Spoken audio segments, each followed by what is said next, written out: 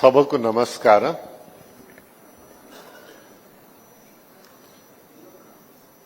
ఇన్ని మాటలు వినిన తర్వాత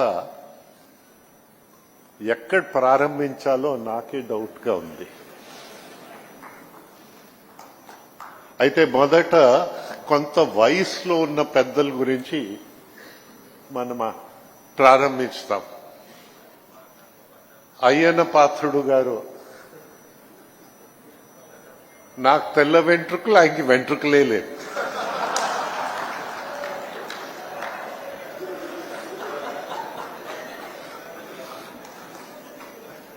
ఈ మాట ఎక్కడి నుంచి వచ్చిందంటే ఆయన దగ్గర నుంచే వచ్చింది.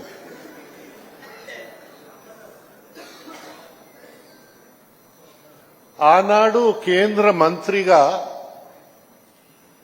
పోలవరం ఫౌండేషన్ వేసేటప్పుడు నేను చెప్పాను, నేను చిన్నప్పటి నుంచి పోలవరం వింటా వచ్చాము. మా వెంట్రుకలు తెల్లయిపోయాయి.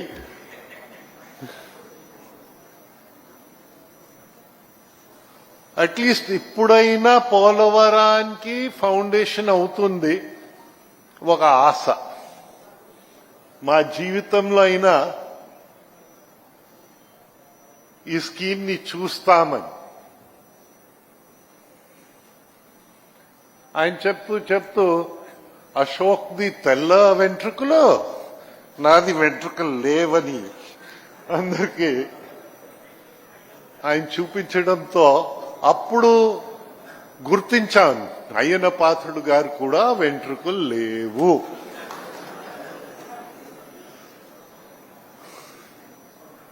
అయితే మధ్యలో కాస్త నిరుత్సాహం అయ్యింది.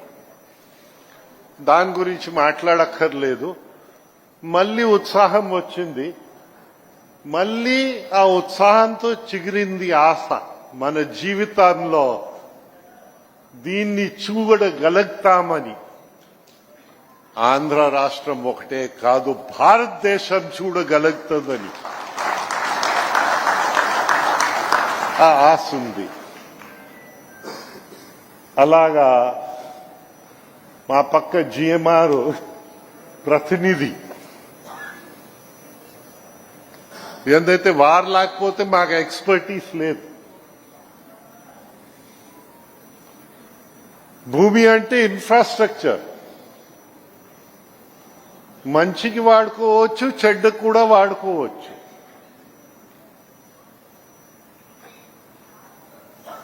కేపబుల్ ఆర్గనైజేషన్ మనకు కావాలి. డెలివర్ చేయగలిగిన ఆర్గనైజేషన్ మనకు కావాలి. అయితే ఉత్తరాంధ్ర అదృష్టాలు చాలా ఉన్నాయి. ఒకటి, మొదట చెప్పాలంటే ఏవియేషన్ లో ఈ ఉత్తరాంధ్రలో పుట్టిన అల్లూరి సీతారామరాజు జన్మించిన ఊరు పాండ్రంగి. ఆ మహానుభావుడు పేరుతో ఒక ఎయిర్పోర్ట్ ఇక్కడ తయారవుతుందంటే ఏదైతే జీవితం కంటే ఎక్కువ త్యాగం ఎవరు చేయలేరు. అలాంటి మహానుభావుడు పేరు మనం తీసుకురాగలిగామంటే భావి తరాలకి ఒక సందేశం ఇవ్వడానికి ప్రయత్నం అది. వారు రావడం ముందన ఎక్స్పర్టీస్ ని ముందు పెట్టడంతో నాకు ఇంకొక విషయం గుర్తొచ్చింది. నేను ఏవియేషన్ మినిస్టర్ గా నరేంద్ర మోదీ గారు ప్రధానమంత్రిగా ఆ రోజు భారతదేశాన్ని ఐకాలో అంటే యుఎన్ అంతర్జాతీయ వ్యవస్థలో ఫాస్టెస్ట్ గ్రోయింగ్ ఏవియేషన్ సెంటర్ అని మన భారతదేశానికి రిప్రజెంట్ చేయగలిగాము. మాంట్రియల్లో మన దేశ జెండాని గౌరవంగా ఎగిరించే అవకాశం నాకు లేదు. అంటే ఒక ఒలింపిక్ ఛాంపియన్ గా భారతదేశాన్ని ఫ్లాగ్ ని అలాంటి పెద్దలు నరేంద్ర మోదీ నాయకత్వంలో అయితే రాజకీయ పార్టీ నుంచి రాజీనామా చేయవచ్చు. గవర్నర్లు రాజీనామా చేసి బయట రావాలి. నేను కూడా రాజీనామా చేసి వచ్చేస్తాను. కానీ కుటుంబాల నుంచి రాజీనామా చేయలేరు.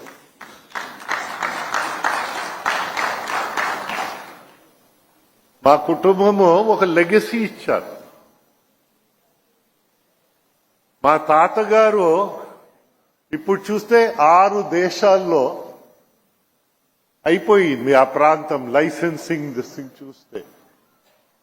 బర్మా నుంచి, శ్రీలంక నుంచి, పాకిస్తాన్, బంగ్లాదేశ్, భారతదేశం ఇవన్నీ కలుపుకుని బహు తక్కువ పైలట్లు ఉన్న రోజుల్లో ఆయన ఒక ఏవియేషన్ లో పైలట్ అయ్యారు. ఆయన పేరే MANSAS, Maharaja Alak Narayan society of arts and sciences అని. అయితే ఆయన కమర్షియల్ థింకింగ్ అసలు లేదు. ఇన్సూరెన్స్ గా 10 సంవత్సరాలు ఇటు అటు చూస్తే జేఆర్డి టాటా వచ్చి ఒక పుష్మాత్ 2 పుష్మాత్లు ఎయిర్ క్రాఫ్ట్స్ పెట్టుకుని కరాచీ, బాంబే, మెడ్రాస్ ఒక మెయిల్ సర్వీస్ పెట్టారు. దానికి కమర్షియల్ లెగ్స్ ఇచ్చారు. అప్పుడు జనానికి తిరగడానికి కొంచెం డేంజరస్ ఇది ఏవియేషన్.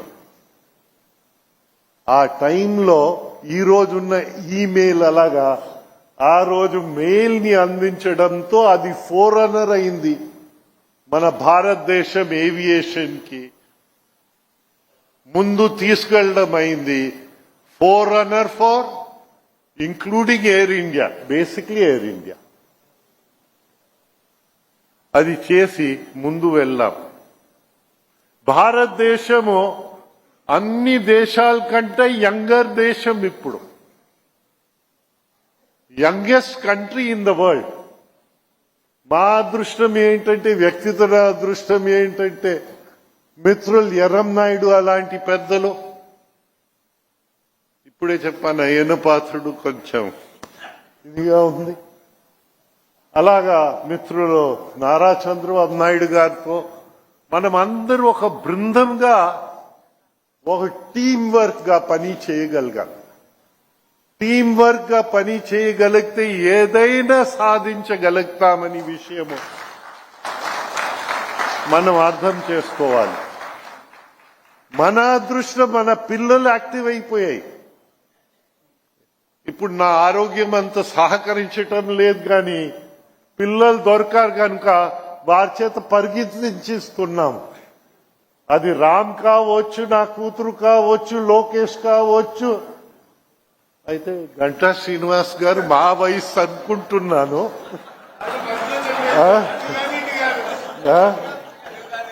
ఆ నల్ల వెంట్రుకలు కనిపించేసరికి కానీ ఆయన సహకారం కూడా మా టీంలో ఆయన కూడా రావడం,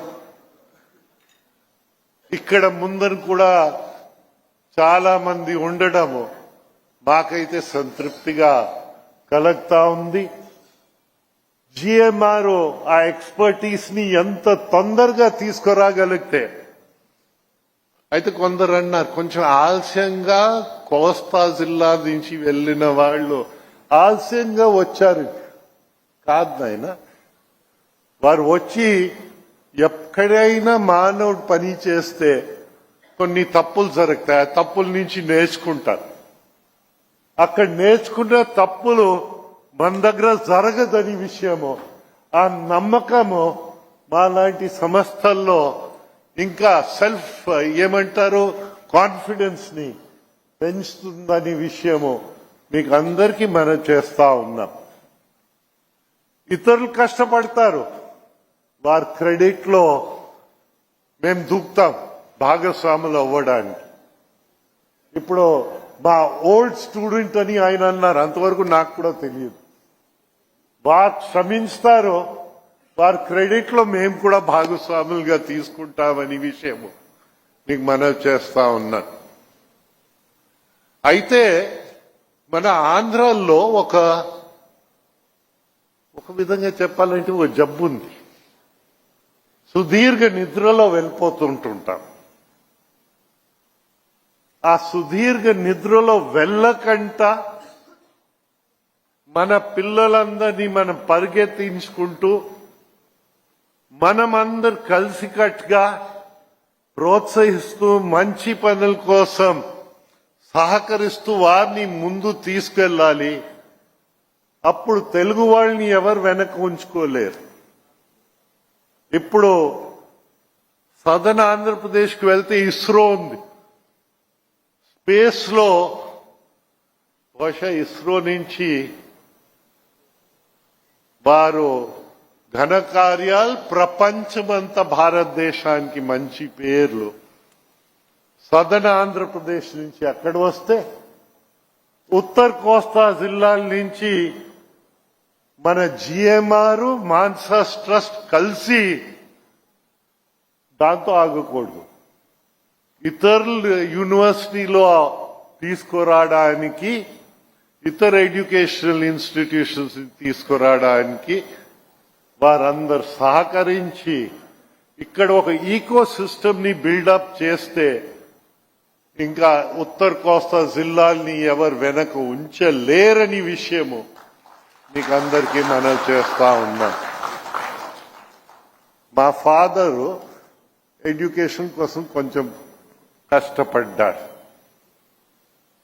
కష్టపడి ఆయన జీవితంలో నిరక్షరాస్యత వదిలించలేని రాష్ట్రంగా ఆయన కాలం గడిపేస్తారు. మనము ఎడ్యుకేషన్ ని పెంచుతూ తీసుకొచ్చి ఇంకా ఆంధ్రప్రదేశ్ గట్టు ఎక్కుతున్న కాలంలో కొంత రివర్స్ గేర్ మళ్ళీ కొట్టాం. నేనైతే ఆశ్చర్యపడ్డాను. 14 లక్షల మంది పిల్లలకి బడి లేకుండా చేసిన రాష్ట్రము మన రాష్ట్రం. ఆ బాధ నుంచి బయటపడే ఛాలెంజ్ లోకేష్ తీసుకున్నా.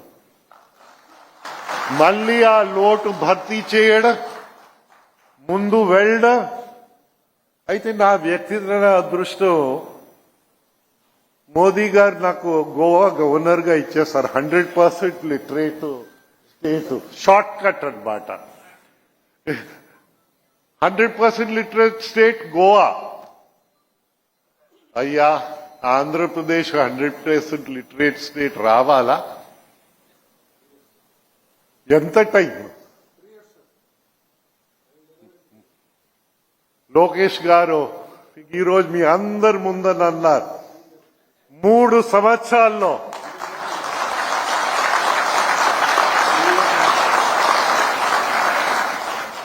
అయితే నా ఆశ ఇంకా పెరిగింది. ఎందుకంటే అది కూడా జీవితం దేవుడిస్తారు, ఎప్పుడు తీసిపోతారో తెలియదు, కానీ వెళ్లే ముందర అది కూడా చూస్తామని నాకు ఆశ పెంచినందుకు దేవుడు అదృష్టం మనకి పిల్లలు ఇలాగిచ్చారని. Our children Ram, our children Lokesh. నా కూతురు అయితే నేను తిట్టవలసి వచ్చింది నిన్న, కానీ మాలో ఆనందం పెరుగుతుంది. మా పిల్లలు ఇలా పరిగెత్తగలుగుతున్నారు. మన దేశాన్ని ముందు తీసుకెళ్లి ప్రపంచంలో ఏ దేశం కంట తక్కువ దేశం లేకంట మన భారతదేశాన్ని చేస్తారని, జిఎంఆర్ అలాంటి సంస్థలు వచ్చి సాయశక్తిగా కృషి చేసి ఇది చేస్తారని మనం ఆ రోజు గర్వంగా నిలబడగలుగుతాము, చెప్పగలుగుతాము. ఏ దేశం ఎగినా, ఎందుకు కాలెడినా, ఏ గద్దె ఎక్కినా, ఎవరెదురైనా పొగడరాని తల్లి భూమి భారతిని నిల్పరా నీ జాతి నిండు గౌరవం. జై హింద్.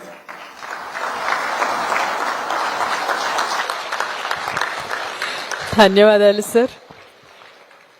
ఆయురారోగ్యాలతో భగవంతుడు మిమ్మల్ని 10 కాలాలు చల్లగా చూడాలి. మీ వంటి వారి ఆశీస్సులతో మా తరం ముందుకు నడవాలి.